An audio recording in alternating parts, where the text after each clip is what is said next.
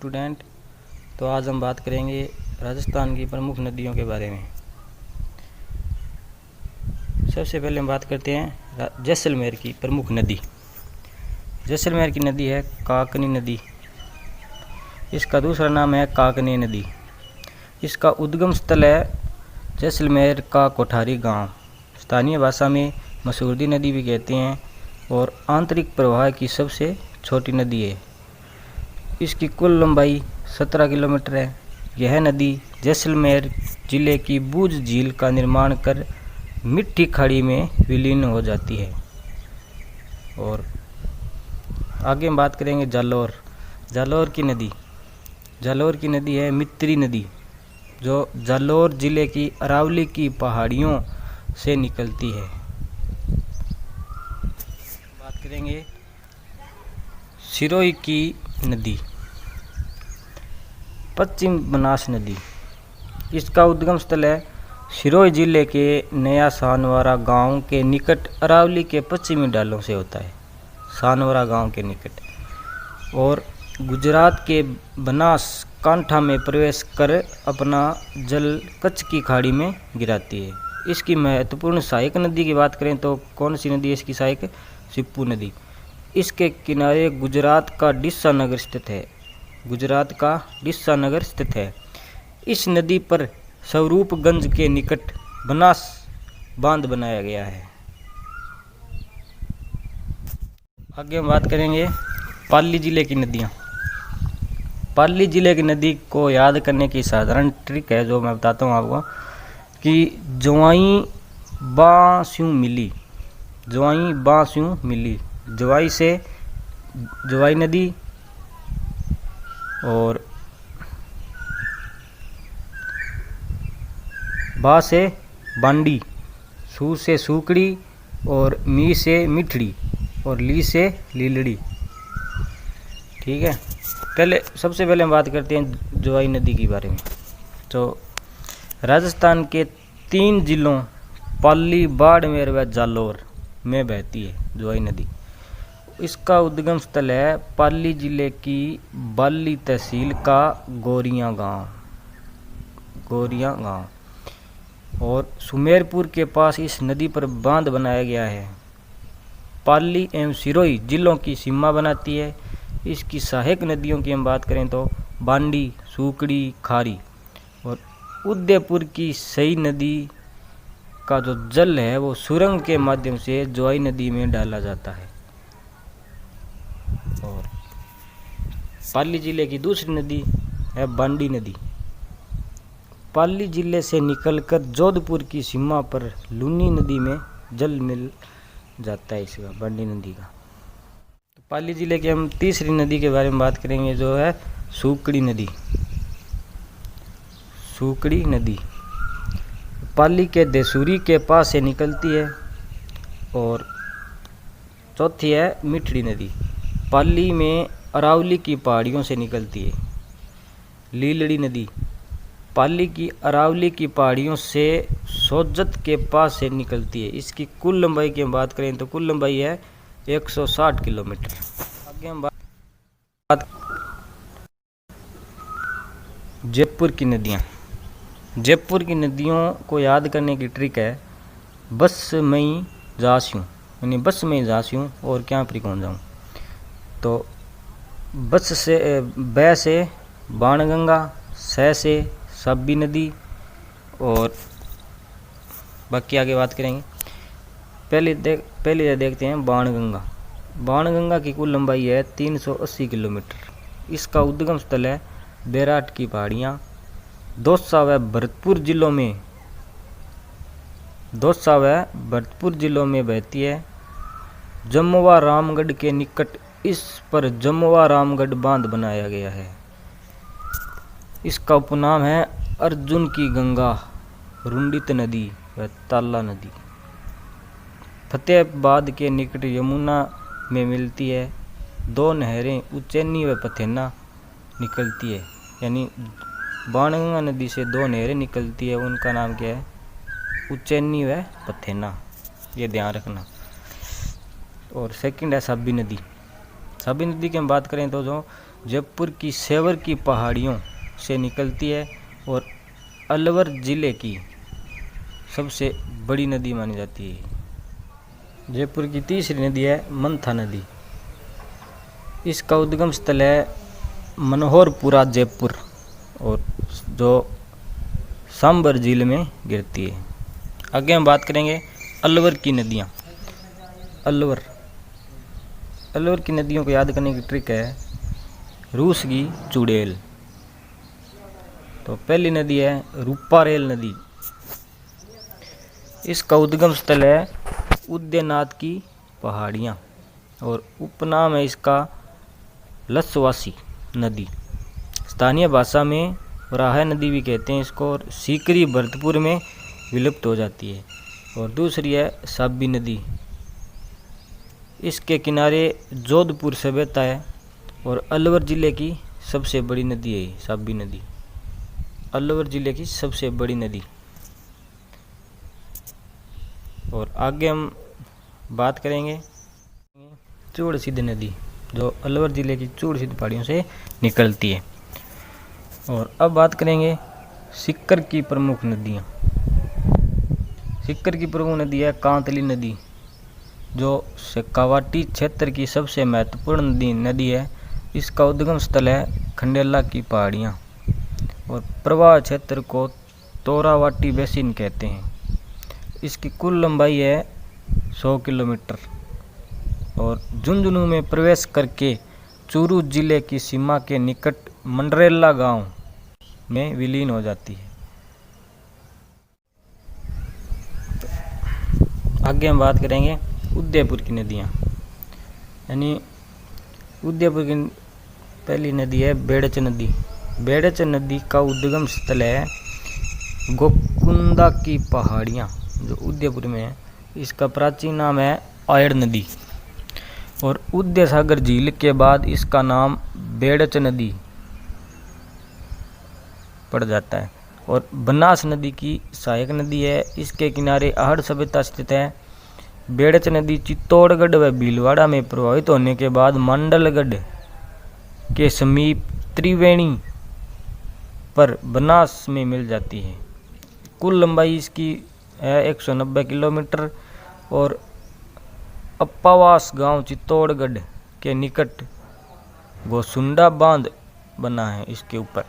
और दूसरी नदी है साबरमती नदी। उदयपुर की दक्षिणी पश्चिमी पर्वत श्रृंखलाओं से निकलती है और गुजरात में प्रवेश करने के बाद अंत में खंबात की खाड़ी में गिरती है। किनारे गांधी जी का साबरमती आश्रम बना हुआ है और किनारे पर गांधी नगर तथा अहमदाबाद नगर बसे हुए हैं। इसकी कुल लंबाई है 416 किलोमीटर जिसमें 45 किलोमीटर राजस्थान में बहती है। आगे हम बात करेंगे सोम नदी। और डूंगरपुर जिले में इस पर देव सोमनाथ का मंदिर बना हुआ है। उद्गम स्थल है इसका बरवाड़ा में ऋषभदेव के निकट बिच्छामेड़ा की पहाड़ियाँ और उदयपुर व डूंगरपुर जिलों की सीमा बनाती है। इसकी सहायक नदी की हम बात करें तो जाखम व गोमती। जाखम व गोमती इसकी प्रमुख सहायक नदियां हैं। आगे हम बात करते हैं चित्तौड़गढ़ की नदियां। चित्तौड़गढ़ की नदियों को याद करने की ट्रिक है चित्तौड़ का बगीचा। चित्तौड़ का बगीचा। पहली नदी इसकी है बामनी नदी। इसका उद्गम स्थल है चित्तौड़गढ़ की हरिपुरा गांव की पहाड़ियाँ और यह चंबल की सहायक नदी है। भैंसरोड़गढ़ के पास चंबल में मिल जाती है। इसके किनारे भैंसरोड़गढ़ का जलदुर्ग बना हुआ है। और दूसरी नदी है इसकी गंभीरी नदी। गंभीरी नदी उदयपुर की रावली की पहाड़ियों से निकलती है और बेड़च की सहायक नदी है। मुख्यतः चित्तौड़गढ़ में बहती है। इसके किनारे चित्तौड़गढ़ का दुर्ग बना हुआ है। बात करेंगे चंबल नदी, जो राजस्थान की सबसे महत्वपूर्ण नदी है। प्राचीन नाम इसका चरणवती, सदावाहिनी, मालव गंगा। इसको राजस्थान की कामधेनु भी कहते हैं। और उद्गम स्थल है इसका मध्य प्रदेश के इंदौर जिले की महू के निकट जाना पाव की पहाड़ियाँ। और राजस्थान में 12मासी बहने वाली नदी है। और यह राजस्थान में चित्तौड़गढ़ जिले के 84गढ़ नामक स्थान से प्रवेश करती है और राज्य की सबसे लंबी नदी है। इसकी कुल लंबाई की हम बात करें तो कुल लंबाई इसकी 966 किलोमीटर, राज्य में कुल लंबाई इसकी 135 किलोमीटर और अंतर्राज्यीय सीमा का निर्धारण करने वाली राज्य की एकमात्र नदी राजस्थान व मध्य प्रदेश के बीच 241 किलोमीटर सीमा का निर्धारण करती है। राजस्थान में सर्वाधिक अवनालिका अपर्दन इसी से होता है। इस नदी पर भैंसरोड़गढ़ के निकट चूलिया जल प्रपात बनाया गया है जिसकी लंबाई है 18 किलोमीटर। चित्तौड़गढ़, कोटा, बूंदी, सवाई माधोपुर, करौली, धौलपुर जिलों में बहने के बाद यूपी के इटावा के पास यमुना में मिल जाती है। राजस्थान की एकमात्र नदी जो दक्षिण से उत्तर की ओर प्रवाहित होती है। इस पर गांधी सागर बांध एमपी, महाराणा प्रताप सागर बांध जो सबसे बड़ा बांध है चित्तौड़गढ़ में, जवाहर सागर बांध कोटा तथा कोटा बैराज बने हुए हैं। राजसमंद की नदियों में बात करें तो बनास नदी, इसका उद्गम स्थल राजसमंद से कुंभलगढ़ के निकट खमनौर की पहाड़ियाँ। उपनाम है वन की आशा, वर्णाशा, वशिष्टि। पूर्णतः राजस्थान में बहने वाली सबसे लंबी नदी और यह बरसाती नदी है जिसका जल ग्रहण क्षेत्र सर्वाधिक है। कुल लंबाई इसकी है 480 किलोमीटर और इस पर टोंक जिले में टोडारा सिंह गांव में बिसलपुर बांध बनवाया गया है और भीलवाड़ा के जिले के बिंगोंद में बनास, बेड़च में लाल नदियों का त्रिवेणी संगम है। सवाई माधोपुर के रामेश्वर धाम के पास चंबल नदी में मिल जाती है।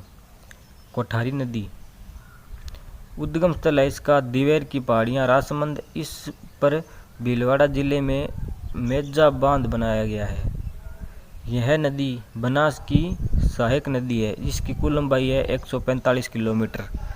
खारी नदी उद्गम स्थल है इसका विजराल गांव, राजसमंद की पहाड़ियाँ। कुल लंबाई है 180 किलोमीटर।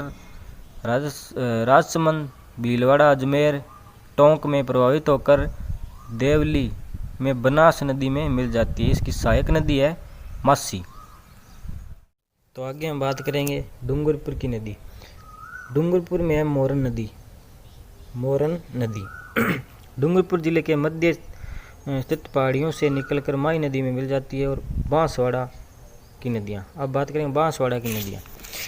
बांसवाड़ा में है माही नदी। उपनाम इसका आदिवासियों की गंगा, कांठल की गंगा और बागड़ की गंगा। यह एमपी के धार जिले की महद झील से निकलती है और राजस्थान में यह बांसवाड़ा के खांदू नामक स्थान से प्रवेश करती है और कर्क रेखा को 2 बार काटती है। इसकी कुल लंबाई की बात करें तो है 576 किलोमीटर और राजस्थान में इसकी लंबाई है 171 किलोमीटर। बांसवाड़ा जिले के बोरखेड़ा गांव पर माही बजाज सागर बांध का निर्माण किया गया है और अपवाह क्षेत्र 56 का मैदान कहलाता है इसका। और इसकी सहायक नदियों की बात करें तो सहायक नदियाँ हैं सोम, जाखम, अनास, चाप व मोरेन नदी। और राजस्थान की यू आकार की एकमात्र नदी है यह नदी सबसे पहले बांसवाड़ा एवं प्रतापगढ़, उसके बाद बांसवाड़ा डूंगरपुर के मध्य सीमा का निर्धारण कागदी पिकअप बांध बनाया गया है जो बांसवाड़ा में स्थित है। आगे है अनास नदी, इसका उद्गम स्थल है मध्य प्रदेश। राजस्थान के बांसवाड़ा में प्रवेश करने के बाद माई नदी में मिल जाती है और इसकी सहायक नदी है हेरेन। और तीसरी नदी है चेप नदी। इसका उद्गम स्थल है काली जरा की पहाड़ियाँ बांसवाड़ा। आगे हम बात करेंगे प्रतापगढ़ की नदियाँ। प्रतापगढ़ में है जाखम नदी, माई नदी की सहायक नदी है। प्रतापगढ़ में इस नदी पर जाखम बांध बनाया गया है।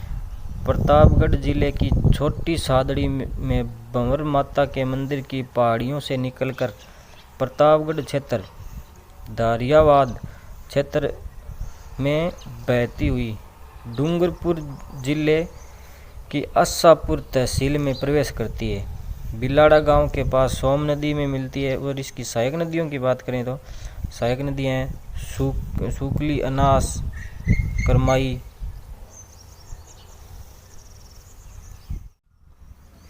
तो आगे हम बात करेंगे अजमेर की नदियाँ। अजमेर की नदी है लूणी नदी। पुष्कर व अजमेर के मध्य स्थित नागपाड़ी से निकलती है और इसकी कुल लंबाई है 495 किलोमीटर। राज्य में है 330 किलोमीटर। इसे उद्गम स्थल पर सागरमती नदी के नाम से जाना जाता है और मरुस्थल की गंगा इसका उपनाम है। यह गोविंदगढ़ में सरस्वती नदी के मिलने से लूणी नदी कहलाती है। पश्चिमी राजस्थान की सबसे लंबी नदी है और सांचौर में इसके दलदल क्षेत्र को नेहड़ कहते हैं। बालोतरा के पास इसका जल खारा हो जाता है और पुष्कर के समीप इसे साकरी नदी के नाम से जाना जाता है। और ये राजस्थान की ऐसी प्रमुख पहली नदी है जिसका जल है वो आधा खारा और आधा मीठा, यानी आधी खारी और आधी नदी भी कहते हैं, आधी खारी और आधी मीठी नदी। और महाकवि कालिदास ने इसे अंतःसालिना नदी भी कहा है। रूपनगढ़ नदी, इसका उद्गम स्थल है सलेमाबाद अजमेर, सांबर झील में मिलती है और निम्बार्क संप्रदाय की प्रमुख पीठ इसी नदी के किनारे बनी हुई है। मासी नदी अजमेर के किशनगढ़ से निकलती है और रानी जी का कुंड सरवाड़ा अजमेर इसी पर बना हुआ है। आगे हम बात करेंगे नागौर की नदियाँ। नागौर की नदी है जोजड़ी नदी। इसका उद्गम स्थल है नागौर के पोंडलू गांव की पहाड़ियाँ। यह लूणी की एकमात्र ऐसी सहायक नदी है जो दाएं किनारे से मिलती है और जिसका उद्गम है वो अरावली की पहाड़ियों से होता है। नागौर और जोधपुर जिलों में बहती है। हम बात करेंगे भीलवाड़ा की नदियाँ। भीलवाड़ा में है मानसी नदी। इसका उद्गम स्थल है भीलवाड़ा की मंडलगढ़ तहसील या शाहपुरा के फूलिया की ढाणी बाटा में खारी नदी में मिल जाती है। और मैनाली नदी मंडलगढ़ तहसील से निकलती है। यह विगोंद के पास बेड़च नदी के साथ बनास नदी में मिल जाती है। आगे हम बात करेंगे मेज नदी। मेज नदी भीलवाड़ा जिले से निकलती है और इसकी सहायक नदियाँ हैं बाजन एवं कुराल। और अब बात करेंगे टोंक जिले की नदियाँ। टोंक जिले की नदी है डील नदी। टोंक के बावली गांव से निकलकर सवाई माधोपुर पहुंचते समय बनास में मिलती है और यह नदी टोंक के टोरडी बांध को भरती है। और बूंदी की नदी है मांगली नदी। बूंदी की तालेरा तहसील की महत्वपूर्ण नदी है। मेज की सहायक नदी है। इस पर प्रसिद्ध भीलमत जलप्रपात बना हुआ है। और बूंदी के बाइंस खेरा के पास मेज नदी में मिलती है। आगे हम बात करेंगे चाकड़ नदी। यह नदी बूंदी में कई छोटे छोटे नालों से मिलकर बनती है। 12 पार्वती नदी। उद्गम स्थल है इसका सीहोर क्षेत्र मध्य प्रदेश में विंध्याचल पर्वत की उत्तरी ढाल से इसका निर्माण होता है। और राजस्थान में यह 12 के क्री आहट नामक स्थान में प्रवेश करती है। इसकी कुल लंबाई है 65 किलोमीटर। सोई मध्यपुर व कोटा की सीमा पर पालिया गांव के पास चंबल नदी में मिल जाती है। आगे हम बात करेंगे कून नदी, जो एमपी के गुना में बहती है। 12 के मुसेरी गांव से प्रवेश करती है। करौली की सीमा पर चंबल से मिलती है। ओस्ती जी की तपसी की बावड़ी साहेबाद 12 इसी नदी पर स्थित है। आगे बात करेंगे झालावाड़। झालावाड़ की नदी है अऊ नदी। राजस्थान में नंदपुरा झालावाड़ से प्रवेश करती है। अऊ नदी का उद्गम स्थल है सुसनेर, मध्य प्रदेश। गागरोनगढ़ का दुर्ग इसी नदी के किनारे स्थित है। और आगे बात करते हैं काली सिंध नदी। राजस्थान में झालावाड़ से प्रवेश करती है। चंबल की सहायक नदी है। उद्गम स्थल है इसका मध्य प्रदेश में देवास के निकट बांगली गांव की पहाड़ियाँ। कुल लंबाई 278 किलोमीटर और राज्य में इसकी लंबाई की बात करें तो 145 किलोमीटर। अंत में नोनेरा कोटा के पास चंबल में मिल जाती है। झालावाड़ शहर इसी नदी के किनारे स्थित है। और नीमाज नदी राजस्थान में कोल्लू खेड़ी झालावाड़ से प्रवेश करती है और उद्गम स्थल है इसका मध्य प्रदेश का विंध्याचल पर्वत। कयासरी नदी यह झालावाड़ जिले की डग पंचायत समिति के कयासरा गांव से निकलती है। गागरोन का प्रसिद्ध जो जल दुर्ग है वो काली सिंध नदी के किनारे बसा हुआ है। बात करेंगे हनुमानगढ़ की प्रमुख नदियाँ। हनुमानगढ़ की प्रमुख नदी है घग्गर नदी, जिसका उद्गम स्थल है कालका, हिमाचल प्रदेश की शिवालिक पहाड़ियाँ। और राज्य में यह टिब्बी हनुमानगढ़ के समीप तलवाड़ा झील में गिरती है। हनुमानगढ़ व गंगानगर जिलों में बहती है। स्थानीय भाषा में इसे नाली कहा जाता है। बाढ़ के समय इसका पानी पाकिस्तान के फोर्ट अब्बास तक पहुंचता है। उपनाम सरस्वती,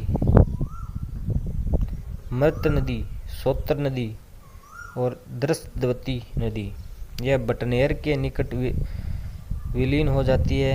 इसकी कुल लंबाई है वो 465 किलोमीटर। और पाकिस्तान में इसके प्रवाह क्षेत्र को अकरा कहते हैं और वैदिक साहित्य में सरस्वती नदी कहते हैं। और कालीबंगा सभ्यता इस नदी के किनारे बसा हुआ है। आगे बात करते हैं करौली की नदियाँ। करौली में गंभीर नदी श्री महावीर जी करौली से निकलती है। राजस्थान के धौलपुर व उत्तर प्रदेश की सीमा बनाती है। और उत्तर प्रदेश में प्रवेश करते समय आगरा के निकट यमुना में मिलती है। इसकी कुल लंबाई है 110 किलोमीटर। काली सील नदी करौली के स्पोट्रा नामक स्थल से निकलती है। इसके किनारे केला देवी मंदिर स्थित है।